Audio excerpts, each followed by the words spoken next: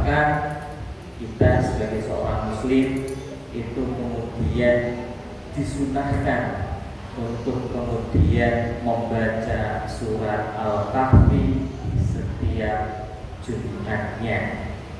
Hal ini berdasarkan satu hadis riwayat daripada Imam Syafi'i, yaitu terdiri daripada mazhab Syafi'i, yang menganjurkan untuk memperbanyak sholawat kepada baginda Nabi Muhammad SAW.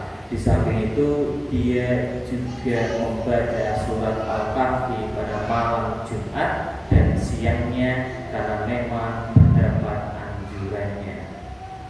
Imam Syafi'i berkata, telah mengabarkan kepadaku Ibrahim bin Muhammad.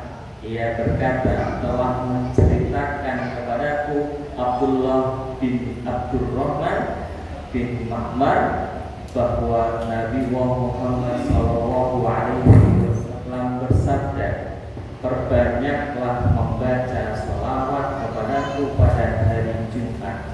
Beliau juga berkata, dan telah sampai kepadaku riwayat yang kemudian mengatakan bahwa barang siapa yang membaca surat Al-Kahfi maka ia dilindungi dari fitnah Dajjal. Selanjutnya beliau mengatakan bahwa saya menyukai banyak-banyak membaca sholawat kepada Nabi Muhammad SAW dalam setiap keadaan. Sedang pada hari Jumat saya lebih menyukainya dengan memperbanyak lagi membaca sholawat. Begitu juga saya suka membaca surat Al-Kahfi pada malam Jumat dan siangnya karena ada satu riwayat dalam hal tersebut. Muhammad Al-Idris Asy-Syafi'i dalam Al-Um, Bayrudar Al-Ma'rifah tahun 1393 Hijriah, juz pertama halaman 270. Maka begitu istimewa surat Al-Kahfi ini di hari Jumat. Maka dalam kesempatan kali ini tanpa berniat menggurui, izin untuk saya menceritakan satu kisah Ashabul Kahfi. Kalau di Google itu banyak sekali, tapi saya takut akan salah kisahnya, sehingga alhamdulillah ada satu referensi yang kemudian bisa saya ambil, yaitu dari terjemahan Tafsir Al-Marani. Ini cukup begitu mempertegas daripada kisah ini, karena jelas kalau di media sosial itu bisa jadi penafsiran itu bukan hanya dari Islam, karena Ashabul Kahfi sendiri itu akan menjadi suatu perbedaan pendapat di kalangan para mufassir. Ada yang mengatakan atau ada yang menafsirkan dari kalangan Nasrani, ada juga yang menafsirkan dari kalangan Yahudi. Maka di sini alhamdulillah saya mendapatkan satu kitab di sini yang insya Allah akan kemudian saya sampaikan di sini. Jadi dari kisah Ashabul Kahfi berangkat dari kaum Quraisy yang kemudian bertanya kepada Rasulullah Muhammad SAW tentang beberapa hal. Beberapa hal ini yaitu pertama tentang Zulkarnain, kemudian tentang Ruh, dan juga tentang Ashabul Kahfi itu sendiri. Kemudian dari pertanyaan ini semuanya, maka dalam Quran surat Al-Kahfi ayat 23 Rasulullah pun kemudian menjelaskan bahwasanya Rasulullah akan menjawab pertanyaan-pertanyaan kalian besok pagi. Namun dalam ayat ini Rasulullah itu menjawabnya tidak menggunakan kalimat insya Allah. Nah, dalam hal ini diteruskan dalam Al-Kahfi, Quran surat Al-Kahfi ayat 24, bahwasanya bahwasanya dari ungkapan Rasulullah ini menyebabkan wahyu itu tidak segera turun kepada Rasulullah, bahkan hingga 15 hari, sehingga menjadikan beliau itu kesulitan dan didustakan oleh kaum Quraisy. Maka insya Allah menjadi suatu bagian penting kita dalam kemudian berjanji kepada seseorang itu melibatkan Allah Subhanahu wa Ta'ala. Maka setelah daripada 15 hari itu, kemudian setelah itu surat Al-Kahfi diturunkan untuk kemudian menjawab semua pertanyaan-pertanyaan yang diajukan oleh kaum Quraisy tadi. Jamaah yang dirahmati oleh Allah Subhanahu wa Ta'ala, maka secara garis besar kisah dari Ashabul Kahfi ini memang tertulis dalam Quran surat Al-Kahfi ayat 9 hingga 12. Berdasarkan ayat ini, mari kita coba telah secara mendalam daripada kisah Ashabul Kahfi. A'udzu billahi minasyaitonir rajim. Bismillahirrahmanirrahim. Am hasibta anna ashabal kahfi war raqim kanu min ayatina ajaba id awal fityatu ilal kahfi faqalu Rabbana atina min ladunka rahmah wa hayyi lana min amrina rasyada wa darabna ala adhanihim fil kahfi sinina Thumma ba'asnahum lina'lama ayyul hisbain ahsa lima labisu amada. Maka dari ayat ini memiliki satu arti yang kemudian masih perlu penjelasan, di mana arti secara lengkapnya di ayat 9, apakah kamu mengira bahwa orang yang mendiami gua yang mempunyai rahim itu mereka termasuk tanda-tanda kekuasaan kami yang mengagumkan? Maka di ayat 10, ingatlah tatkala pemuda-pemuda itu mencari tempat berlindung ke dalam gua tadi, lalu mereka berdoa, Rabbana atina min ladunka rahmah wa hayyi lana min amrina rasada. Wahai Tuhan kami, berikanlah rahmat kepada kami dari sisimu dan sempurnakanlah bagi kami petunjuk yang lurus dalam urusan kami. Selanjutnya di ayat 11, Fadarabna ala adanihim fil kahfi sinina adada. Maka kami tutup pendengaran mereka beberapa tahun dalam gua itu. Tsumma ba'asnahum lina'lama ayyul hisbain ahsa-lima labisu amada. Kemudian kami bangunkan mereka agar kami mengetahui manakah di antara kedua golongan itu yang lebih tepat dalam menghitung berapa lama mereka tinggal di dalam gua. Nah, jadi dari situ ya, secara singkatnya memang ya mereka bersembunyi di gua, kemudian dari situ Allah tidurkan. Sehingga dalam awal cerita ya, Ibnu Katsir menegaskan kapan sebenarnya terjadi atau peristiwa Ashabul Kahfi ini. Ibnu Katsir menegaskan bahwa kisah Ashabul Kahfi itu terjadi sebelum datangnya agama Nasrani, bukan sesudahnya, karena nanti masih ada simpang siur terhadap ini ya. Jadi tidak seperti diriwayatkan oleh kaum banyaknya mufasir yang lainnya yang kemudian percaya saja kepada berita yang didengar oleh orang-orang Arab. Sebagai buktinya adalah bahwa pendeta-pendeta Yahudi itu hafal tentang berita-berita dari Ashabul Kahfi itu. Bahkan mereka sudah menaruh perhatian kepadanya.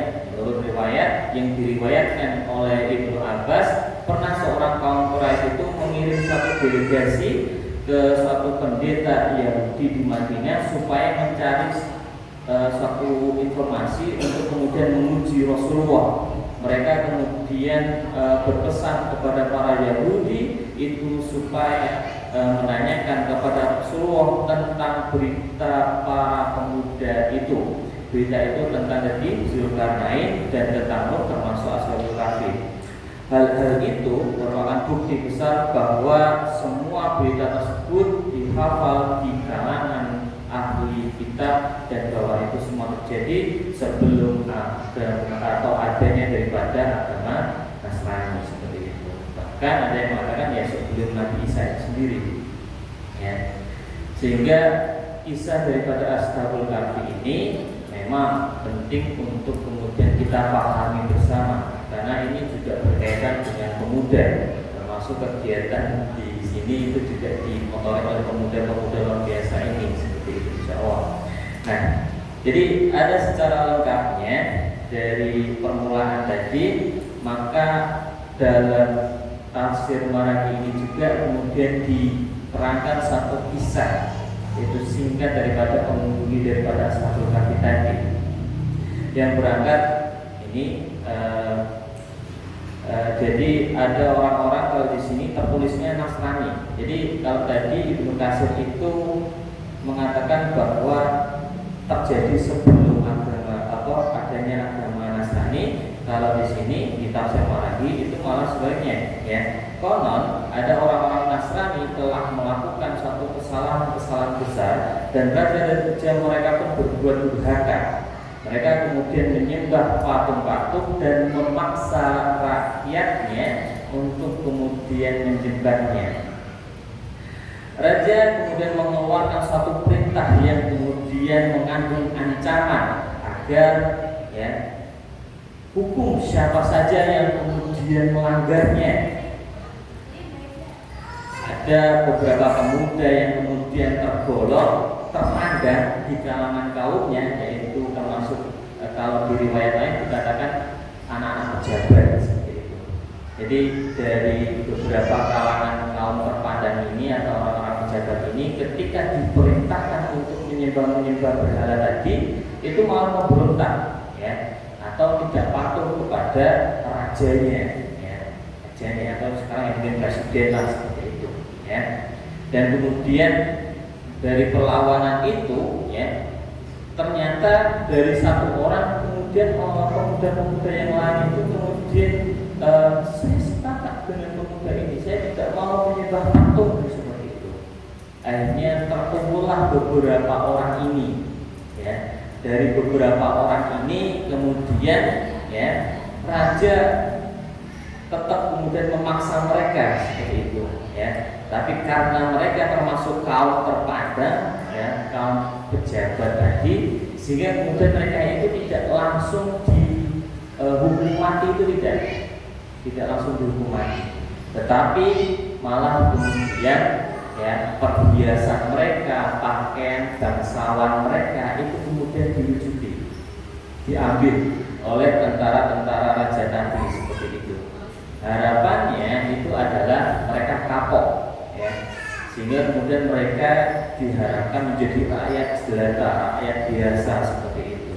Tetapi sayangnya itu tidak membuat mereka kemudian lantas meninggalkan agama atau kepercayaan mereka, sehingga kemudian setelah menutupi itu, ya, raja pergi, ya, ke kota-kota, ya, kota-kota kerajaan-kerajaan yang lain untuk kemudian menyebarkan paham daripada raja itu. Nah, maka dari hal ini, ya, ada pemuda tadi akhirnya setelah raja itu pergi, ya, pergilah pemuda-pemuda tadi ke sebuah gua di dekat kota mereka, ya. Di sini dikatakan Efesus atau Tursus, ya, terletak di sebuah gunung yang disebut Nikaius, ya, Nikaius.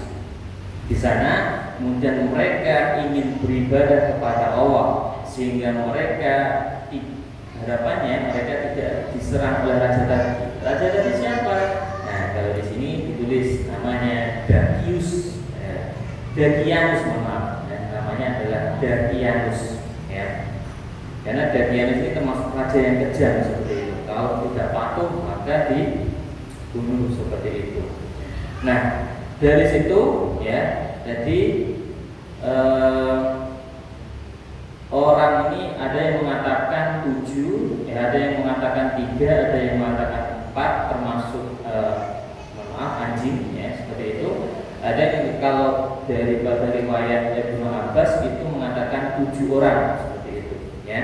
Jadi 7 orang ini, dan ketika mereka mau jalan menuju gua, ya mereka kemudian diikuti seorang penggembala bersama anjingnya. Lalu duduklah mereka di sana menyembah Allah Subhanahu wa taala.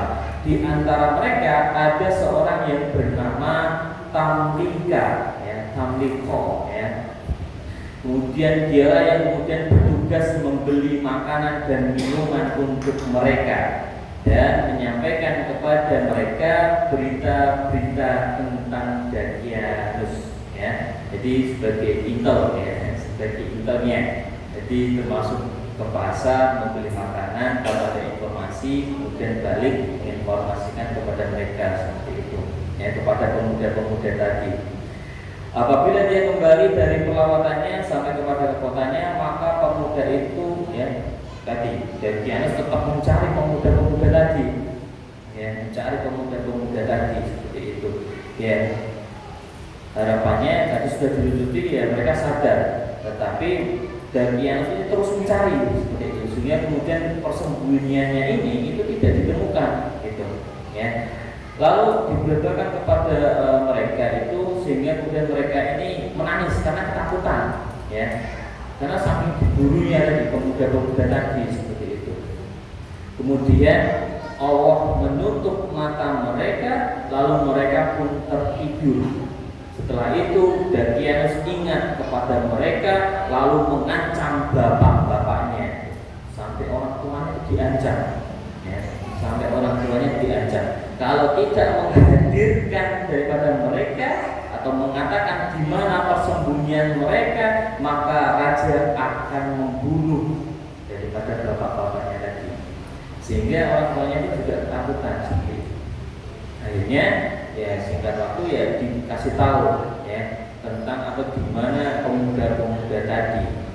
Hingga kemudian di sini, ya, Dakianus bersama pembantu raja seperti itu, kemudian ya menyusul daripada tadi pemuda-pemuda tadi seperti itu. Nah, sebelum ke penyergapan seperti itu, ya. Jadi termasuk ada di kalangan raja, tetapi dia dengan ketahuannya itu tidak, atau secara sembunyi-sembunyi itu tidak ada yang mengetahuikan Allah. Nah, kalau di sini tertulis namanya Petrus dan Romas, ya, Petrus dan Romas seperti itu. Nah, dari situ Petrus dan Romas ini secara tersembunyi itu menulis daripada kisah tadi Ashabul Kahfi itu ke dalam satu lempengan batu. Berarti nggak tahu, ya, antara ditulis atau kemudian dipahat, ya, berarti mungkin dipahat juga bisa seperti itu. Kemudian lempengan batu itu dimasukkan ke dalam satu peti, ya, peti tembaga, yang kemudian ini disimpan, ya, disimpan di suatu gedung supaya nanti menjadi pembelajaran, nah, di generasi-generasi mendatang seperti itu. Nah, kemudian dari masa ke masa, ya, ternyata, ya, tadi tidak ditemukan, ya, setelah melihat daripada gua tadi Dakianus, padahal itu posisinya sudah ditutup sama Allah, ya. Jadi, ya, kemudian ditambah lagi batunya seperti itu, ditambah lagi oleh Dakianus seperti itu. Harapannya, ya, mereka tidak bisa keluar.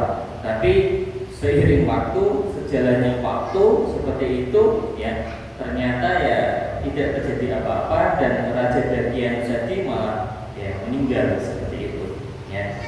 Singkat waktunya bertatalah seorang daripada raja yang soleh, ya, namanya Petrus, ya, yang kemudian memerintah selama 68 tahun. Tidak ada satu riwayat apakah Petrus ini sama dengan dua pemuda yang di atas tadi, atau pemuda yang secara secara sembunyi-sembunyi itu mentauhidkan Allah atau Petrus yang lain. Tapi di sini dikatakan bahwa dia termasuk raja yang soleh seperti itu. Waktu itu rakyatnya itu kemudian berselisih pendapat tentang adanya hari kebangkitan. Ada yang percaya dengan hari kebangkitan, ada yang tidak seperti itu. Nah, sehingga Petrus tadi itu kemudian berdoa, ya, dengan rasa sedihnya dia memohon kepada Allah agar diperlihatkan kepada umatnya suatu tanda yang dengan itu dapat menerangkan kepada mereka, pada rakyatnya itu, ya, bahwa kiamat atau hari kebangkitan itu pasti tidak diragukan lagi. Gitu. Nah, dari itu semuanya, ya, setelah berdoa, yaitu di tempat yang lain itu ada seorang penggembala. Penggembala ini namanya Ulias, ya, namanya Ulias. Itu kemudian dia iseng, ya, pengen kemudian memecahkan batu, ya, di pintu gua, ya, dan setiap palu tadi yang diketukkan tadi, tok itu kemudian membangunkan, ya, sebuah niatnya itu tadi bukan iseng, ya, tapi batu-batu tadi itu niatnya adalah untuk membangun kambing atau kandang kambing, maksud saya, ya, diniatkan untuk membangun kandang kambing seperti itu. Tetapi, ya, kala pintu gua ini pecah, ya, maka bangunlah para penghuni gua tadi, semuanya bangun seperti itu. Lalu kemudian mereka duduk, ya, dengan keadaan segar bugar seperti itu. Beda kayak kita, ya. Kita aja kalau bangun tuh rasanya habis bangun langsung wah keliling-keliling, ya kan, keliling nggak pusing kita jadi, ya. Nah, ini segar bugar seperti itu, ya. Sesudah itu mereka melakukan sholat, ya. Wawalam sholatnya seperti apa tentu berbeda dengan kita, ya. Kemudian bertanyalah sebagian dari yang lain, ya, berapa lama ya kita ini tertidur seperti itu. Kemudian yang lain pun itu kemudian menjawab, kita tidur 1 hari atau setengah hari. Sedangkan sebagian yang lain itu mengatakan Tuhanmu lah yang lebih tahu berapa lama kalian tinggal di sini. Maka kirimlah seorang di antara kalian dengan membawa uang perakmu ke kota. Biarkanlah dia melihat makanan yang terbaik supaya membelinya untuk diantarkan kepada kita. Maka jadi pergilah seperti biasa, ya. Yang sering disuruh adalah tamlika, ya. Tamliko atau tamlika, ya. Di sini kemudian tamlika itu menuruni ladang tadi dan kemudian ke kota untuk membeli makanan. Tapi tentu masih dengan rasa khawatir, ya. Rasa khawatir, dia kemudian bersembunyi dari siapa? Ya tadi Datianus tadi seperti itu, atau Raja Datianus, ya. Di tengah jalan dia itu mendengar nama Al-Masih, ya. Mendengar daripada nama Al-Masih disebut-sebut, ya, di setiap tempat. Lalu daripada tamlika tadi, tamlika juga bertanya-tanya seperti itu, keheranan, ya, mengapa Datianus tidak membantai orang-orang mukmin ini, sementara itu ia tetap kebingungan dan kemudian tak habis pikir, ya. Katanya barangkali aku sedang mimpi atau malah bukan di kota kami seperti itu. Sehingga kemudian Datianus bertanya ini kepada penjual, ya, kepada seorang penjual makanan itu, ini kota apa seperti itu. Maka tadi kemudian dia menjawab kota Efesus, kota yang sama dengan, ya, awal tadi, ya, saat Raja Datianus memimpin tadi, ya. Akhirnya dia kemudian maju kepada orang-orang, seorang laki-laki, lalu dia memberikan kepadanya uang peraknya untuk kemudian membeli makanan, ya. Laki-laki itu kemudian terperanjat melihat uangnya tadi, uang peraknya tadi seperti itu, ya. Sambil dibolak-balik nih, ini duit opo ya, sambil dibolak-balik seperti itu, ya. Diberikan juga tuh kepada tetangganya, duit opo gitu, ya. Jadi kebingungan sama-sama seperti itu, kemudian dia tanya kepada tamunya tadi seperti itu. Apakah kamu itu baru saja membuka satu peti atau satu simpanan? Sesungguhnya uang ini itu dari zaman Darius, sedangkan dia itu telah mati entah berapa lama. Kalau saya itu pernah, Bapak, jadi ketika saya di Pakde, ya, Pakde saya di Ambarawa seperti itu, ya, biasa pijit, biasa ngokak, seperti itu saya melihat ada uang itu yang menurut saya sangat asing, ya, yaitu uangnya itu 1 sen, tapi tulisannya Arab, tulisannya Arab Lunggot melingkar, tulisannya Indonesia, ada 1 sen, 25 sen, itu kapan itu Bapak? 70-an ya. Tapi soalnya 1 sen seperti itu. Ya, 1 rupiah sama atau sebetulnya. Nah itu ya. Jadi saking lamanya, ya, kalau generasi kita kan udah nggak bisa lihat 1 rupiah itu seperti apa kan gitu. Bahkan yang terkecil adalah 100, bahkan 100 itu kira-kira kalau sekarang dapat apa Bapak? Udah nggak dapat apa-apa ya, 1 rupiah gitu. Ya, rupiah bahkan sekarang udah ada, kalau dikonversikan di dolar itu naik luar biasa seperti itu, kan? Ya. Nah itu tentang uangnya. Jadi pada kaget, ya. Akhirnya jadi si Tamlika itu ditangkap, ya, ditangkap, digiring ke pemerintah kota seperti itu. Pada mulanya Tamlika itu juga masih menyangka seperti itu akan digiring kepada Darius, ya. Tetapi pada akhirnya setelah kemudian dia mengerti bahwa dia itu bukan dihadap atau menghadap kepadanya, maka hilanglah kegelisahannya, keringat dinginnya, air matanya itu hilang semuanya seperti itu. Lalu bertanyalah 2 orang pejabat, di sini namanya Arius dan juga Tontius. Dia kemudian bertanya, di manakah simpanan yang kamu temukan? Seperti itu. Wahai pemuda. Setelah kemudian berdialog dengan Tamlika dan pejabat pemerintahan itu, maka dia menceritakan kepada keduanya suatu riwayat tentang pemuda dan Raja Darius, dan bahwa peristiwa yang mereka alami baru saja terjadi kemarin. Dia merasa, Tamlika itu merasa bahwa terjadi kemarin seperti itu. Dan kalau tuan-tuan ragu terhadap perbincanganku, kata Tamlika, maka ikutlah, ya, ikutlah bersamaku ke gua tadi seperti itu. Maka bersama-sama seperti itu, ya, 2 pejabat tadi, ya, itu kemudian ke gua, ya.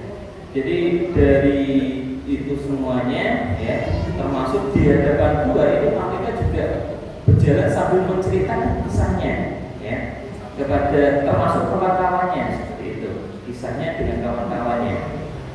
Ya, kedua pejabat itu kemudian keheranan ketika mengetahui bahwa mereka itu ternyata sudah tidur 309 tahun, ya, 309 tahun, jadi kan lama sekali ya.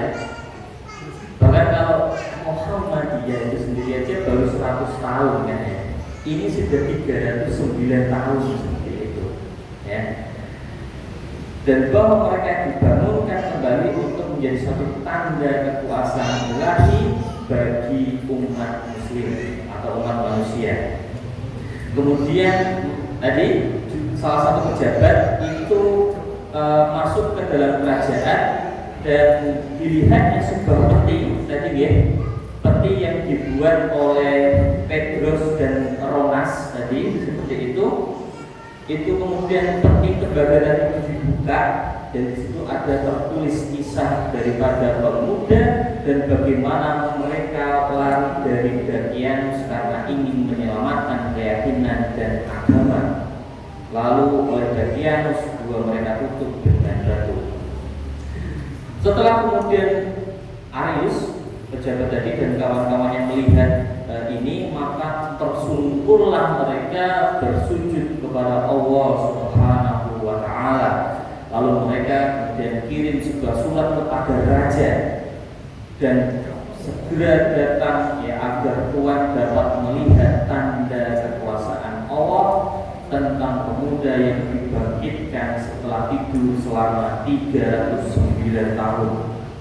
Kemudian raja yang sebelumnya ini sudah berdoa, maka segera berangkat seperti itu, diiringi dengan serombongan pembesar tadi, dengan bersama penduduk yang kemudian mempertanyakan, ada yang kafir, ada yang percaya tentang hari kiamat dan hari kebangkitan tadi, seperti itu. Itu menuju ke kota Efesus yang kemudian pada hari itu mendadak begitu ramai. Dan ketika raja melihat para pemuda itu, dia pun langsung tersungkur sujud kepada Allah Subhanahu wa Ta'ala. Kemudian dirangkulnya para pemuda itu sambil menangis. Sementara pemuda-pemuda Ashabul Kahfi itu kemudian hanya bisa bertasbih kepada Allah. Kemudian berkatalah pemuda itu kepada raja, "Wahai raja, kami ucapkan selamat tinggal dengan menitipkan kami kepada Allah, dan kami berlindung kepadanya agar engkau terpelihara dari kejahatan manusia dan jin." Jadi sangat singkat pertemuan ini. Pertemuan itu sangat begitu singkat. Karena sesudah itu pemuda Ashabul Kahfi pun kembali kepada tempat berbaring mereka, dan kemudian roh mereka pun dicabut. Roh mereka kemudian dicabut oleh Allah kembali. Kemudian oleh raja diperintahkan supaya masing-masing pemuda daripada Ashabul Kahfi tadi diletakkan dalam satu peti emas. Jadi rajanya itu sangat menghormati pemuda-pemuda Ashabul Kahfi, sehingga sampai dibuatkan peti emas tadi untuk daripada pemuda Ashabul Kahfi. Nah, tetapi ketika malam tiba, maka bermimpilah tadi Raja Petrus tadi. Dalam tidurnya para pemuda kemudian berkata kepadanya, "Biarkanlah kami seperti sedia kala, seperti sedia kala di dalam gua. Biarkan kami tidur di atas tanah sampai datang hari kebangkitan." Maka setelah Raja Petrus tadi bangun, diperintahkannya raja tadi kepada para bawahannya untuk meletakkan mereka. Jadi awalnya di peti emas, itu diganti dengan peti jati, peti kayu seperti itu. Nggak tahu harusnya dapat jadinya di mana ya? Kita sejauh kan banyak gitu. Kalau di tafsir Maragi dikatakan seperti itu. Dan jangan seorang pun yang kemudian masuk ke gua untuk melihat mereka sesudah itu, juga supaya pada pintu dibangun sebuah tempat ibadah untuk sholat orang banyak, kemudian untuk mengingat mereka, dan hari itu kemudian dijadikan hari raya besar, hari raya bagi mereka. Jadi itu salah satu kisah daripada Ashabul Kahfi yang kemudian terdapat dalam tafsir Maragi seperti itu. Yang kemudian ketika kita jadi mencermati daripada kisah Ashabul Kahfi ini, maka sebenarnya ada beberapa hikmah yang kemudian bisa kita ambil untuk kemudian menjadi satu pembelajaran. Sebenarnya kalau kemudian kita langsung membacanya hingga selesai kisahnya dari ayat 9 hingga 20 atau 31 itu ada tuh langsung hikmahnya seperti itu, Dan hikmah salah satunya adalah di sini izin menyampaikan ya, di ayat 27 A'udzubillahi minasyaitonir rajim watlu ma uhiya ilaika min kitabi rabbik la mubadila li kalimati wa la tajida min dunihi multahada. Dan bacalah apa yang diwahyukan Allah kepadamu, yaitu satu kitab Al-Quran. Tidak ada seorang pun yang dapat merubah kalimatnya, dan kamu tidak akan dapat menemukan atau menemukan tempat berlindung selain daripadanya, seperti itu. Jadi tempat yang memang diberikan Allah itu atau perlindungan Allah ya, yaitu yang paling tempat terbaik seperti itu. Ya. Maka termasuk Ashabul Kahfi dibuatannya adalah bentuk sunatullah. Ya, sunatullah Allah seperti itu. Termasuk ketika Rasulullah berlindung di Gua Hiro, ya, itu termasuk sunatullah Allah seperti itu. Ya, kemudian pintu gua itu tertutup sampai ada laba-laba seperti itu, secara otomatis menutup seperti itu. Nah, itu adalah hanya Allah yang bisa memberikan tempat perlindungan paling nyaman seperti itu. Ya, paling nyaman, paling aman, terutama dari orang-orang yang ingin mendolimi kita seperti itu. Hanya Allah. Maka ya kita senantiasa harusnya itu ketika mau mendapatkan satu kedoliman, ya maka harusnya kita berlindung kepada atau berlindung hanya kepada Allah Subhanahu wa Ta'ala seperti itu. Ya. Salah satu kalimat yang sering diajarkan para ustaz ya, gitu ya. Kalimat untuk kemudian selalu berlindung ya, termasuk di sini ya a'udzubillahi minasyaitonir rajim ya kan. Hasbiyallahu wa ni'mal wakil, ni'mal maula wa ni'mal nasir, seperti itu. La haula wala quwwata illa billah, untuk melapangkan dada kita ya. Dan banyak ya. Maka hikmah salah satu utamanya adalah keteguhan daripada iman-iman pemuda Ashabul Kahfi ini ya. Meskipun mereka itu diancam oleh penguasa, mereka tetap menolak menyembah dari berhala-berhala tadi ya, dan tetap kemudian menjalankan perintah-perintah Allah. Pelajaran ini kemudian mengajarkan kita tentang keteguhan iman, seperti keteguhan iman dari Muslim Palestina, insya Allah itu. Walaupun kemudian dibombardir, tetap mereka teguh dengan keimanannya. Maka ya kita sebagai seorang Muslim tentu seminimal mungkin, kalau kita memang tidak bisa berperang di sana, ya keberbidatan kita jangan sampai kemudian ya malah mendukung atau program-program yang mengarah pada sumbangsi perpisahan, jangan sampai seperti itu. Seminimal mungkin adalah itu. Tetapi salah satunya yang lain adalah juga berdoa, itu juga bisa seperti itu. Kemudian tadi ya perkumpulan saling menjaga pergaulan ya. Jadi Ashabul Kahfi ini dengan keteguhannya atau dengan yang lainnya itu teguh dengan keimanannya, sehingga kita mereka dikumpulkan dengan orang-orang baik juga seperti itu ya, dengan orang-orang yang baik, lingkungan yang baik, positif ya, insya Allah seperti itu ya. Kemudian menerima takdir, tentu sunatullah tadi ya. Jadi Ashabul Kahfi tidur selama ratusan tahun tadi ya, 309 tahun itu dari mana? Nah, itu dari Quran awal surat Kahfi juga di ayat 25. Nanti silahkan dibaca ya, 25. Jadi itu satu bentuk takdir awal seperti itu ya. Semoga saja, nanti tidak tahu juga ya, karena ini berkaitan dengan roh dan waktu ya. Kalau tadi tidurnya itu nanti hari kebangkitan, kemungkinan hari kebangkitan juga akan dibangunkan lagi seperti itu. Ya. Kemudian janji Allah itu pasti akan terjadi ya, termasuk tadi terkait dengan hari kiamat ya, seperti itu. Dan yang terakhir adalah kehancuran kezaliman. Jadi kisah Ashabul Kahfi juga menunjukkan bahwa kezaliman, kesesatan itu pasti akan hancur ya, pasti akan hancur dengan sendirinya seperti itu. Mereka membuat rekayasa rencana buruk ya, pasti Allah memiliki rencana yang lebih baik seperti itu. Maka harusnya kita tetap teguh dengan keimanan kita. Maka insya Allah dari kisah Ashabul Kahfi itu menjadi contoh yang nyata tentang bentuk keteguhan iman dan pentingnya menjaga pergaulan yang baik. Apalagi ini di akhir zaman ini pergaulan itu masya Allah ya sangat perlu dihati-hati, terutama kepada anak-anak kita seperti itu.